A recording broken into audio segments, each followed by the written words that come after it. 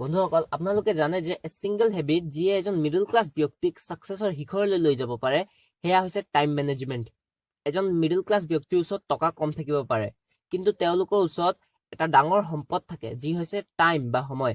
আৰু বন্ধুসকল এই কেইদিনটো আমাৰ ওচৰত ইমান সময় আছে যে আমি যিকোনো ভাল লগা স্কিল ডেভেলপ কৰিব পাৰো, আৰু কোনে জানে এই স্কিল পিছত গৈ আপোনাৰ পেশন আৰু তাৰ পাছত প্ৰফেশন হৈ যাব পাৰে। আৰু বন্ধুসকল আপোনালোকে জানে যে a habit takes only 21 days to form.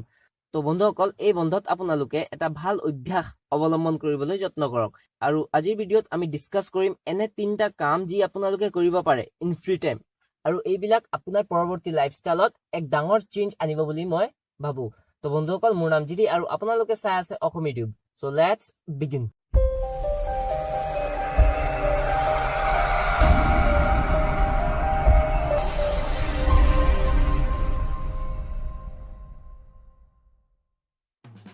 তো বন্ধুসকল প্ৰথমটো কাম হৈছে ইমপ্ৰুভ ইয়োৰ ইংলিছ। বন্ধুসকল এনেকেতো ইংলিছ এটা লেংগুৱেজ অনলি, আৰু বহুতৰ মতেতো হ'ব পাৰে যে আইডিয়া মেটাৰ, কিন্তু আপোনালোকেও জানে যে এজন ফ্লুৱেণ্ট ইংলিছ স্পিকাৰক আমাৰ সমাজে জ্ঞানী বুলি আখ্যা দিয়ে।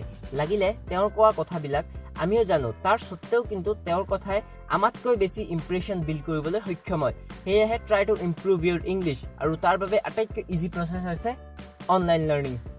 তো দ্বিতীয় পইণ্ট হৈছে ফাইণ্ড ইয়োৰ পেশন। আৰু বন্ধুসকল এই পেশনকে বহুতে হবি বুলিও কয়। পেশন বা হবি হৈছে এনে কিছুমান কাম যাক কৰিবলৈ আপোনাক কেতিয়াও আমনি নালাগে। আৰু বন্ধুসকল আপোনাক কি কৰি ভাল লাগে বা আপোনাৰ হবিনো কি সেইটো আপুনিহে গম পাব।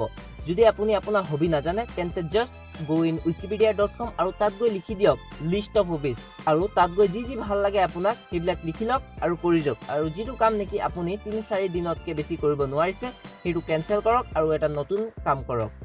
তো বন্ধুসকল তৃতীয় পইণ্ট হৈছে আপুনি আপোনাৰ সৰুকৈ অনলাইন প্লেটফৰ্ম খুলিব পাৰে, য'ত আপুনি আপোনাৰ ভাল লগা কামৰ ওপৰত ইউটিউব ভিডিঅ' বনাব পাৰে বা ব্লগ লিখিব পাৰে। আৰু যদি আপুনি ইয়াক ফুল ডেডিকেশ্যন আৰু হাৰ্ডৱৰ্ক দি কৰে তেন্তে এই আপোনাক এদিন ফাইনেন্সিয়েল ভেলু বা পইচাও দিব। আৰু এটা বনাছ হেবিট যি আপুনি অৱলম্বন কৰিব পাৰে সেয়া হৈছে বুক ৰিডিং। বুক প্ৰায় সকলো বিষয়তে লিখা আছে, আৰু তাৰ ভিতৰত আপোনাক যি ভাল লাগে সেইটোৱে পঢ়ক। আৰু তাৰ বাবে কিতাপ কিনিব নালাগে, জাষ্ট গুগলত গৈ লিখি দিয়ক এই ফৰ্মেটত কিতাপৰ নাম PDF ডাউনলোড। তো বন্ধুসকল আজিৰ বাবে ইমানেই।